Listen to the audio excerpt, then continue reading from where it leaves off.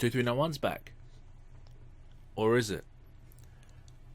I'm going to run you through the criteria for this new 2391. There's a lot of people saying it's back, but it's not as hard as it used to be. And there's some truth in that. A lot of people have requested a video on it as well. What I'm going to do is do a series of little videos that cover the actual outcomes of the course, the new course. So there's be 4 or 5 of those, followed by a last one which will go through some of the practical. But it's not a training course because it's a lot of information, but it's more of a reference of information video that I'm going to do a sequence of. So this will be outcome 1, and then I'll follow on with outcomes 2, 3, 4, etc. with those.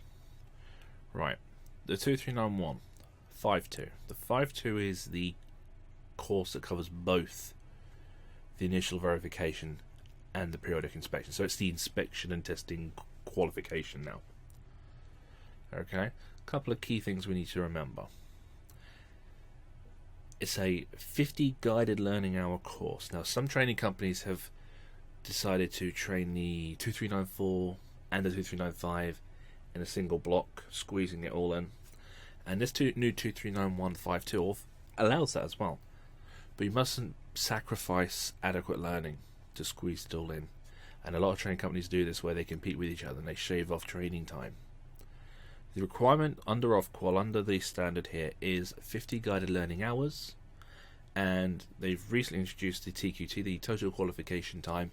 That is 67 hours. So what this means is when you do the 239152, you should be subjected to just over 6 days on an 8-hour day of actual learning. So that's either receiving training via an e-learning platform or training via a tuition platform, but actual instruction. The 67 hours, which is over 8 days, that is total time. So that will also include self-study, it will include assessments, preparation for assessment, and things like that, or practical experience gathering. So what you need to do is make sure that your training doesn't just do 50 hours including assessment, because you're sacrificing what's considered as necessary learning time there. Okay? Right, so the layout of the outcomes. We have outcome 1, understanding requirements for inspection and testing. That's what we're going to cover in this video. We'll then do one for outcome 2, 3, and 4. 5, as you can see, there is no actual questions on that in the assessment because that's a performance outcome, so there's a practical on that. So the first outcome we'll cover is number 1, and there'll be 13 questions from this outcome in the planned assessment. Something else you need to know is RPL, recognizing of prior learning. Every single training centre needs to have the recognition of prior learning for any candidate that they deliver a qualification to. Suitable prior learning for the 239152 would be the 2392 plus experience, really. If your prior learning is the 2382 or the 2377, practically it's not going to work. The 2382 will help with some of the theoretical parts of the 239152. But yeah, if you haven't got prior learning, that's fine, as long as you're suitable for the training. But if you have some prior learning, or you've done the 2391 before, or the 2394 and 2395 before, submit that evidence to the trainer, and it might be that they can actually just predetermine that you don't need to do the whole course and just do some of the reassessments. If you want to update it, I don't know why you would. Right. So, the unit. The aim of the unit is designed to enable the learners to understand principles, practices, and legislation for the initial verification and the periodic inspection of electrical installations with statutory, non-statutory regulations and requirements. Its content is the knowledge needed by a learner to underpin the application of the skills of the inspection, testing, commissioning, and certification of electrical installations. Okay, good stuff. Right.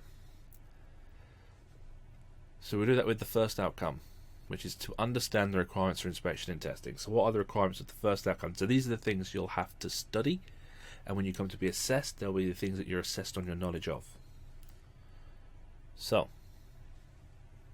you must be able to understand how to state the purpose of initial verification and periodic inspection and testing. I mean, that's a good starting point. Do you know the difference between the two? If you don't, read it up. But the initial verification is the first check, so that means it's only subjected to new installations. Okay, you can see that in Guidance Notes 3, 2.1. Periodic inspection is a system that's already in service and subjected to an in-service inspection. Explain reasons for conducting types of inspection and testing. Okay, types of inspection and testing. Well, there are two types, the initial verification and the periodic. The reasons for the initial verification under Guidance Notes 3, 2.1, to ensure the installed equipment is of the correct type and complies with the applicable British standard. Yeah, it's correctly installed, selected and erected, and it's not visibly damaged. The first two really is correlating to the design. Is it as designed? The periodic, on the other hand, is normally driven by other reasons: change of occupancy, change of use, legislation, licensing, insurance requirements. So it's not that something has happened that needs to be checked before you power it up. It's just that here's a system and we need to just make sure it's still suitable or it's being used suitably.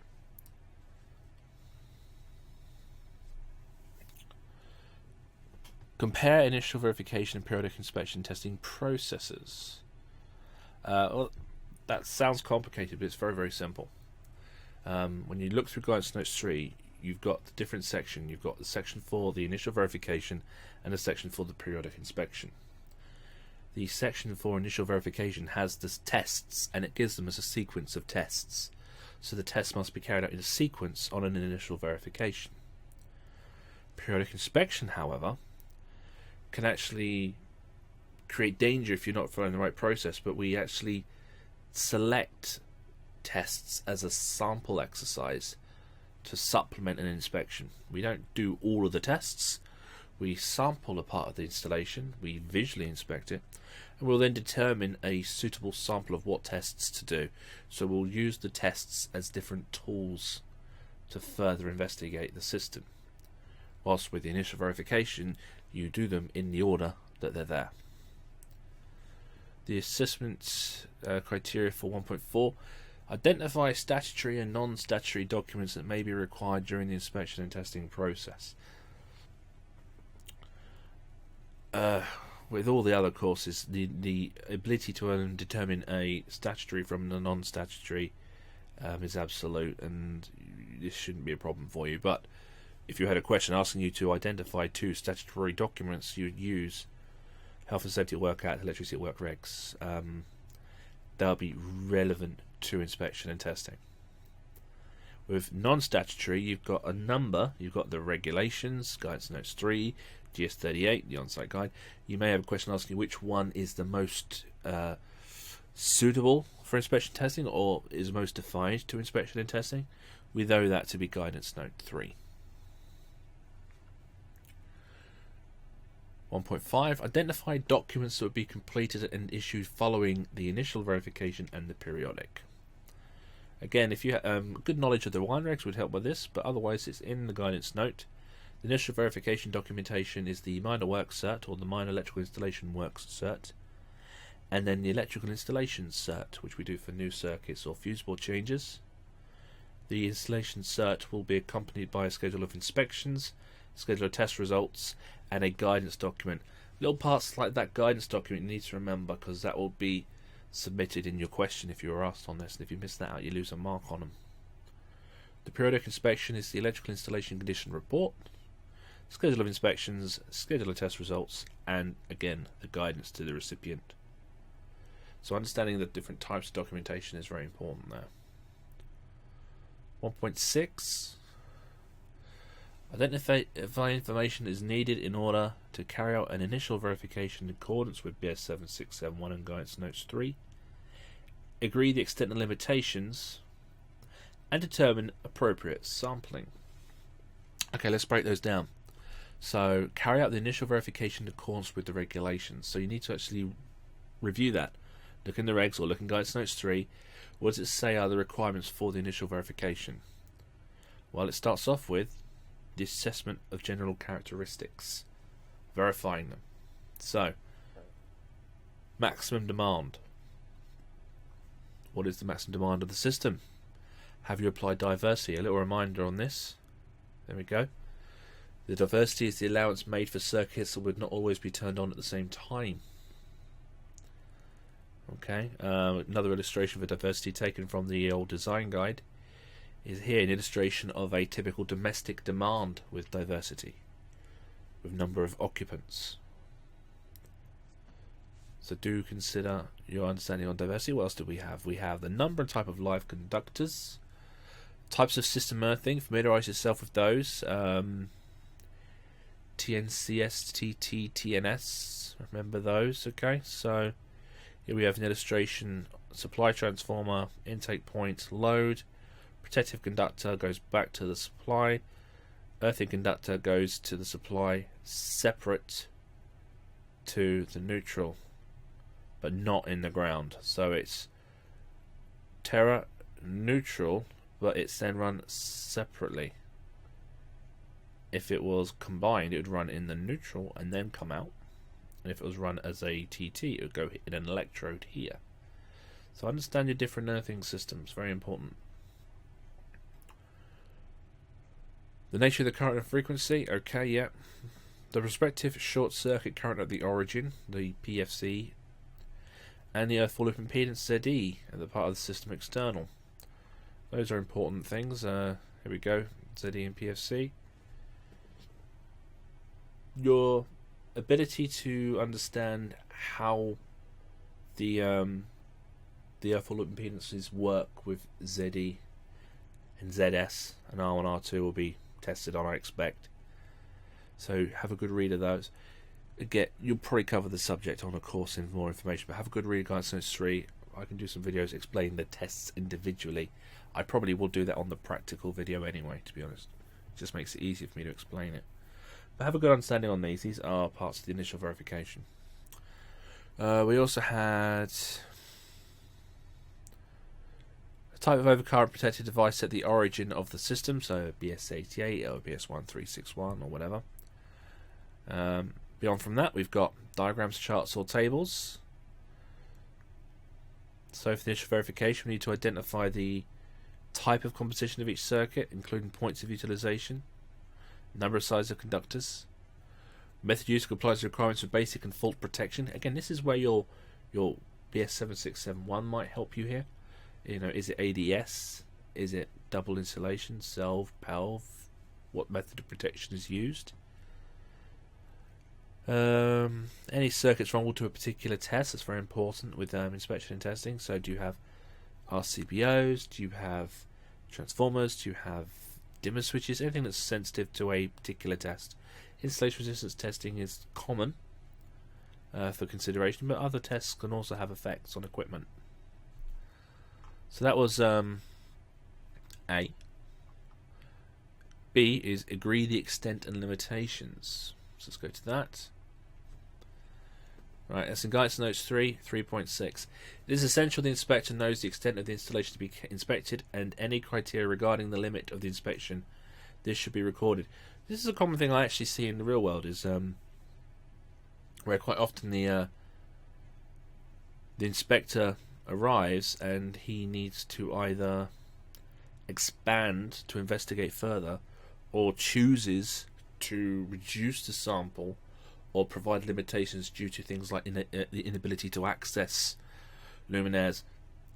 Whatever happens to the extent and limitations, it must always be agreed with the client. If there are scenarios where a extent limitation has to be imposed due to a working obstruction or due to an unknown problem, that's fine to carry on working safely, but the client should be consulted so that they know that they're getting a shallower sample of their work, etc., etc. From an initial verification point of view, though, we don't limit or sample that. We do our first check as it's installed. If we have an initial verification such as putting cables in, and then we come back when all of the floorboards are down and the walls are plastered, we should have done the initial verification before that happened. So the initial verification isn't a last step. It's something that should be carried out during the installation process at pivotal points, at points when cables are about to be covered. You check them then. So it's not done right at the end of the job. It's done through the job and then energized, and then a little bit more is done at the end. Determine the appropriate sampling. 1.6c. The inspector will be required of all of his or her experience in selecting the sample sizes and must consider the appropriate age of the installation or condition of it. Typically, if you've got something that's old and knackered, you're probably going to want to take a larger chunk, a larger sample. If you've got something that's still smells new and is pretty clean, has barely been touched since installation, probably not a lot to look at. Maybe try to identify where the biggest demand has been used, or if there has been any change of use within the building, to then go there. So, you can't really say, oh, I'll always test 20% and take that attitude to every single job. Every single job will be different. And so the ability to assess the condition of a system to determine how much we've got to test is very important. The type and usage of the installation or part thereof, also important. I was at a factory in August, and the chunk they wanted me to do testing on was mostly administration offices location, and all of the factory was quite a rough industrial environment and in quite a bad condition. But due to the sampling selection, my time was given to looking at people sat at desks most of the time. A couple of days in, I had the inspector come in. I said, look, my time's better off used out there. Let's move the sample over. And so that's what we ended up doing. Ambient environmental conditions. The apparent effectiveness of the ongoing maintenance. If you're going to determine a sample, what is the ongoing maintenance strategy? Is it very aggressive? Is it very alert? Or is it very relaxed? If there's a lot of ongoing maintenance, it might be that you don't need to do much in the way of periodic inspection testing because the existing maintenance is sufficient. Period of time elapsed since the previous inspection and testing, that's the normal way we would determine it. We give things a 5-year, a 4-year, a 3-year in domestic, a 10-year frequency. But it's important to always think outside that. We can use them as guidelines, but they are only guidelines, they're not rules. The size of the installation, consultation with the owner, and the quality of records. I was at a factory last week reviewing their system, and past 3 contractors they've had haven't got a clue what they're doing with inspection and testing, so now we're going to have to investigate further into their existing system, because the work they've been doing, we need to investigate if it's under par. So look at the quality of the existing records. If it's done by incompetent electricians, even if they do have the NIC badges or similar like these guys do, if the paperwork ain't good, the work probably isn't any good either. So you may have to look into that as well. 1.7. Define the responsibilities of the relevant signatories in relation to certification and reporting. Okay, so who signs the documents and what are their responsibilities? So we have a design, construction and an inspector / reviewer. Okay, what are their responsibilities? Well, that's fairly obvious. Okay. 1.8. Identify the type of information to be recorded on documents for the following: the initial verification and the periodic inspection and testing. So if you were to review the documents and see what needs to be written on them, that's it. So the minor work cert has a section called essential tests. So that's not all of the tests, it's the recognized tests, and details of departure. Okay, so what type of information will be recorded on that? Alright, the electrical installation certificate has the designer signature, construction signature, inspection schedules, details of departures. So these are all different aspects to each other. They're different things on one form from the next. What makes the periodic inspection documentation unique is that one has an observation and recommendation section. So we wouldn't do observations and recommendations on an install or a minor work. We do them only on a periodic. And as I said earlier on, limitations, they wouldn't be applied to a minor work or an install. They'd only be exclusive to a periodic. So when you're thinking of all the certification, because you're doing both initial verification and periodic inspection and testing, you need to make sure you understand that if I'm talking about limitations, if I'm talking about sampling, I'm talking about periodics. If I'm talking about strict sequence testing, I'm talking about initial verification. So you've got to try to understand how one is different to the other, and they're not all just inspection and testing. Alright, this is the end of the outcome 1.9. The last part, describe the purpose of the inspection testing documents and the requirements for recording and retention. So we can comply with 5149 part 6 and part 7. Okay, the need to record it. The electricity work regulations say that we should have documentation as a way of proving traceability as well. But the regs say we need to document the work. It's as simple as that. So records of all checks, inspections and tests, including the test results, should be kept throughout the working life of an installation. At times I go to a place and ask for certs, they haven't got any. It's crazy. This enabled deterioration to be identified. They could also be used as a management tool to ensure the maintenance checks are being carried out and assess their effectiveness. Right. That's outcome 1. Okay. So go back over that.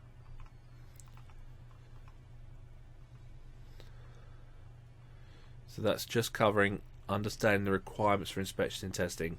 The next video will cover safety management procedures when undertaking inspection and testing. That'll be outcome 2. But outcome 1, the first outcome. Alright, go through this again if you want. These are just the things you've got to start thinking about. I will be creating courses on it, training courses on this. But I've got to decide as to how much I'd provide on YouTube for that, because I could piss a lot of people off if I just put them all on there. So we'll see. But in the meantime, here are the outcomes. Here are the areas we've got to revise. Here are the areas we've got to learn. I can do individual videos on all of these areas. If you feel that may help you, let me know. I'll carry on doing some more outcome videos. I'll then do the practical videos for the course as well. I'm just going to stick with the 239152. If you're doing the 239150 or the 239151, which is the initial only or the periodic only, I can try my best to flag one part against another, but let me know. But I'm just going to stick with the 239152 because I think that's the one most people are going to go for. Alright guys, I'm going to stop this now because it's Saturday night at 2:48 in the morning. Yeah, so I will close this one down and I'll start getting the next one started in the morning time. Good luck with your training though. Good luck with it. Well done for starting it. See you later.